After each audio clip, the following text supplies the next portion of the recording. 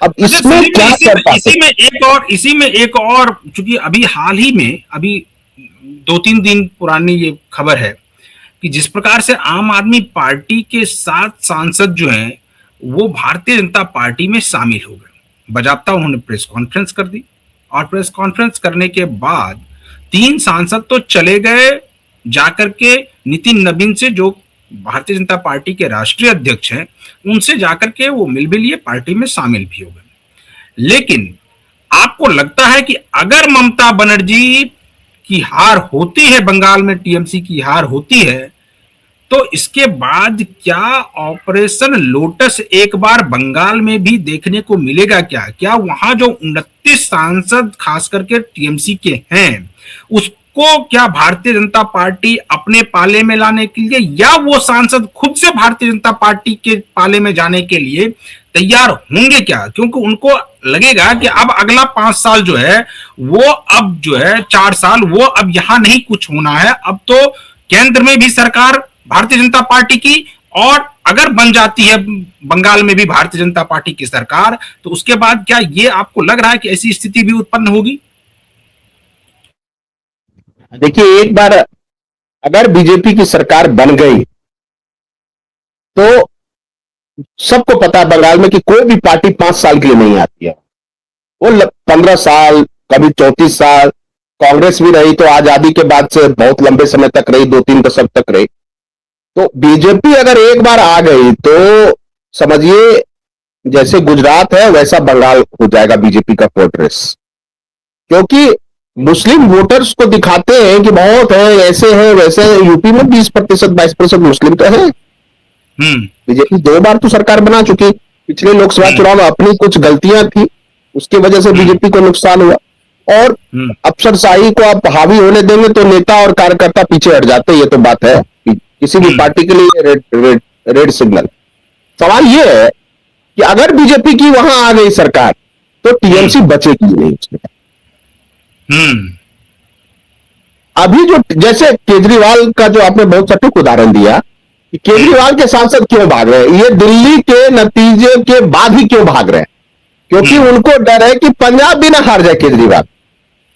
बिल्कुल, क्योंकि दिल्ली का जो वोटर माइंडसेट है वही, और वो जो डेमोग्राफी है दिल्ली की कि पंजाबी लैंग्वेज बोलने वाले ज्यादा हैं, पंजाब के ही लोग ज्यादा हैं, सरदार जो सिख समाज के हमारे भाई बहन हैं वो ज्यादा हैं दिल्ली में, और वो निर्णायक भूमिका अदा करते हैं। और उसी तरह ठीक है, वहां हिंदू 30% है, फिर बहुत सारे डेरे हैं, और जट समाज भी है वहां, सिख समाज में जो लीड करता है।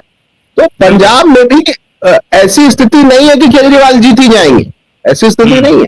हो सकता है कि ये भांप लिया इन लोगों ने। और देखिए ये कौन थे, ये सिंपल आम आदमी पार्टी के कोई सिंपल सांसद नहीं है, सिंपल सांसद नहीं है। एक तो केजरीवाल के, मैं चड्ढा को कह रहा हूं, चड्ढा तो केजरीवाल का बहुत क्लोज फ्रेंड रहा।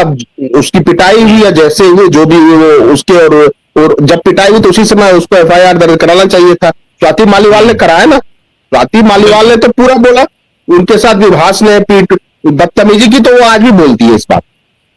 सवाल ये है कि कोई भी पार्टी, आम आदमी पार्टी पर एक लाइन बस मैं बोल दूं, योगेंद्र यादव, कुमार विश्वास, आशुतोष को भी ले लीजिए, अगर उन लोगों को इन्होंने भेजा, बहुत सारे लोग हैं, बहुत सारे नाम हैं अगर जो पार्टी से चले गए, जो आम आदमी पार्टी के आइडियोलॉजी, वैसे आइडियोलॉजी थी नहीं आम आदमी पार्टी की, तो ऐसे लोगों को अगर वो भेजती राज्यसभा तो आज केजरीवाल को दिन नहीं देखना पड़ता। अगर आप किसी उद्योगपति को भेजेंगे तो उद्योगपति की 50 कमियां हैं जो सरकार के पास में। और ये देखिए बहुत सारे उद्योगपति, और हरभजन सिंह का आप देखिए उस समय का एक बाइट वायरल हो रहा है कि राम मंदिर में जाना चाहते थे, उनको निमंत्रण मिला और शायद केजरीवाल ने उनको रोक दिया। तो अब हरभजन सिंह किसी पहचान के मोहताज है, भारत के एक बहुत बड़े स्पिनर रहे हैं, एक बड़े चेहरे हैं, उनको कोई पहचान का मोहताज है कि वो कल को कांग्रेस से उनको भेजा जा सकता है? पंजाब में तो 3 प्लेयर है, सिद्धू। मेरा सवाल जो है वो टीएमसी को लेकर के है कि टीएमसी के सांसद क्या करेंगे अगर ममता अगर अगर टीएमसी हार गई चुनाव और मार्जिनली हार गई, मार्जिनली बीजेपी ने सरकार बना लिया, टीएमसी नहीं बचेगी एक साल तक।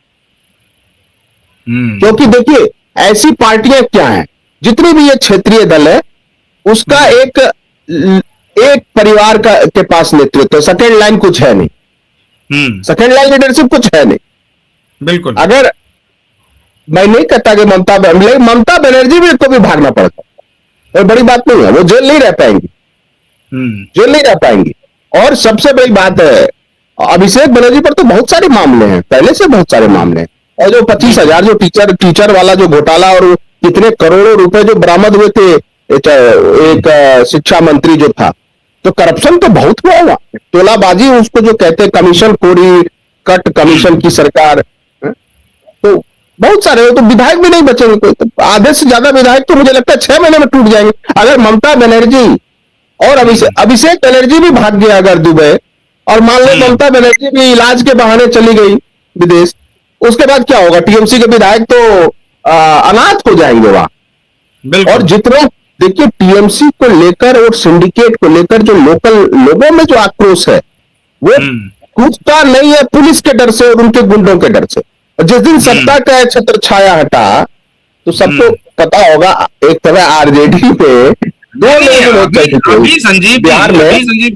अभी संजीव जी योगी आदित्यनाथ का एक और बयान वायरल हो रहा है, खास करके वो अभी बंगाल इलेक्शन के दौरान ही उन्होंने जो भाषण में कहा कि 4 तारीख को भारतीय जनता पार्टी जीती और 5 तारीख को सरकार बनती है, 6 तारीख से आपके दरवाजे पर कोई भी टीएमसी का गुंडा नहीं पहुंचेगा।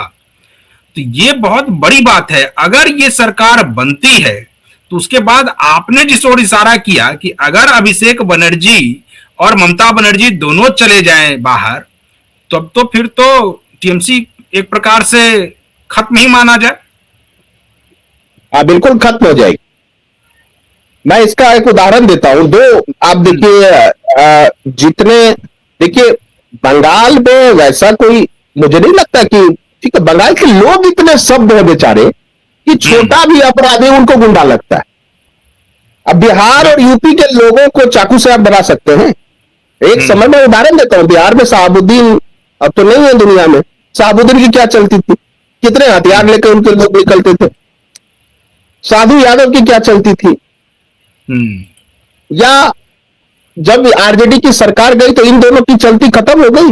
एक तो अब इस दुनिया में नहीं है, उनके बारे में कुछ भी नहीं बोलूंगा मैं, लेकिन आप देखिए साधु यादव तो अब बिल्कुल ऐसे हो गए, अब तो सम्राट चौधरी की तारीफ कर रहे हैं, बीजेपी की तारीफ कर रहे हैं। भाई वक्त बदल गया, जज्बात बदल गए, नजर बदल गया, नजरिया बदल गया।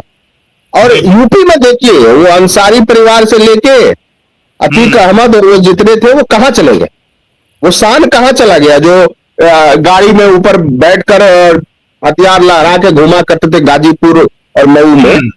बिल्कुल। हाँ, वो जो संरक्षण, और बंगाल में तो क्या 2-4 बम लेके घूमते हैं, और क्या लेके घूमते हैं।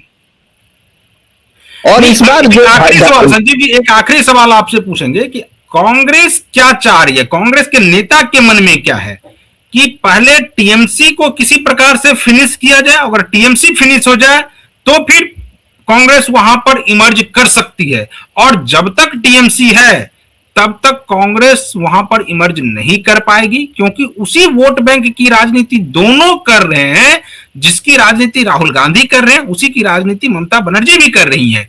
तो क्या आपको लगता है कि यही एक वजह, ऐसा लग रहा है कि राहुल गांधी जो है वो एक प्रकार से फेवर, तो डायरेक्ट तो नहीं लेकिन इनडायरेक्ट रूप से भारतीय जनता पार्टी को फेवर कर रहे हैं, ताकि टीएमसी की सरकार चली जाए और भारतीय जनता पार्टी की सरकार बन जाए, उसके बाद फिर आगे देखा जाएगा।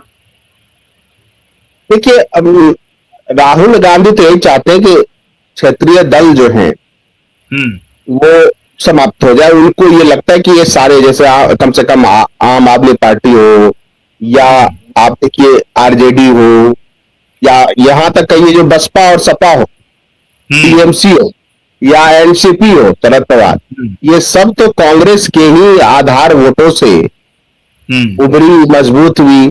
अब कभी कांग्रेस से उनकी दोस्ती हो जाती है, कभी जब सीट बंटवारे की बात आती है तो लड़ाई हो जाती है। तो और ये तब हुआ है जब 99 सीटें आ गई 24 में। उससे पहले देखिएगा तो राहुल गांधी बैकफुट पर खेलते थे। जब 99 सीटें आई तब उनका आत्मविश्वास बढ़ गया। अब उनको क्या लगता है कि पहले मुस्लिम वोट कैप्चर करो, और जितने भी क्षेत्रीय दल हैं आप देखिएगा उनका बेस मुस्लिम वोट, टीएमसी का एक बेस मुस्लिम वोट है। लेकिन देखिएगा ममता बनर्जी मुस्लिम वोट को तो साधती है, इसके अलावा वो पूजा पाठ मंदिर जाकर हिंदू वोटों को भी साधे रहती है, और खास करके महिलाओं के लिए बहुत सारी स्कीम चलाती है जिसका हिंदू महिलाओं को भी फायदा होता है। तो वो ठीक है, वो उनको मैं नहीं कह सकता कि वो गलत है। तुष्टीकरण तो छोड़िए, तुष्टीकरण तक भी ठीक है। जिस तरह से खुलेआम छूट देती है दंगाइयों को, वैसा उदाहरण मुझे लगता है कि लंबे अरसे से लोगों ने देखा नहीं। तो कांग्रेस अगर टीएमसी की जगह भी लेगी तो मुस्लिम वोट पर ही उनको कमांड मिल पाएगा वहां, क्योंकि बीजेपी अगर सत्ता में आ गई तो वहां मामला बिल्कुल हिंदू बनाम मुस्लिम का हो। और कांग्रेस की हम जानते हैं राहुल गांधी पॉलिसी, वो जहां मुस्लिम का मुद्दा आता है तो वो पोप तक को छोड़ दें, भले उनकी मां इटालियन कैथोलिक क्रिश्चियन हो, वो पोप का भी हाथ छोड़ देंगे जहां मुस्लिम का मुद्दा है। आपने सुना होगा पवन खेड़ा ने क्या कहा था जब तरुण खटीक बेचारे की हत्या की गई थी बेरहमी से जिहादियों के द्वारा, तो उन्होंने कहा तरुण खटीक मर गया। उन्होंने ये, पवन खेड़ा ने ये नहीं बोला कि तरुण खटीक को किसने मारा। बाकी हर जगह वो जाति खोजते हैं कांग्रेस के नेता, वहां ये नहीं बोला कि इस जिहादी एलिमेंट तरुण खटीक को मार, उसने बोला तरुण खटीक मर गया। ये स्टैंड है कांग्रेस का, और ये स्टैंड तब है जब मृतक दलित समाज से आता है। चलिए संजीव जी, तो आज हम लोग इस डिबेट को यहीं पर खत्म करते हैं। कल किसी और मुद्दे के साथ फिर हाजिर होंगे। तब तक जो दर्शक हमारे इस वीडियो को यूट्यूब चैनल के जरिए देख रहे हैं, चैनल को सब्सक्राइब कर लीजिए, वीडियो को फटाफट शेयर कर दीजिए, कमेंट भी करते रहिए कि आपको ये डिबेट कैसा लगा। इसके अलावा अगर आप फेसबुक पेज के जरिए देख रहे हैं तो पेज को फॉलो कर लीजिए और वीडियो को अपने वॉल पर शेयर कर दीजिए, कमेंट वहां भी आप कर सकते हैं। इसके अलावा एक्स हैंडल पर भी आप हमारे साथ जुड़ सकते हैं। बाकी तमाम खबरों के लिए बने रहिए क्यूआईब के साथ। मुझे दीजिए अनुमति, नमस्कार।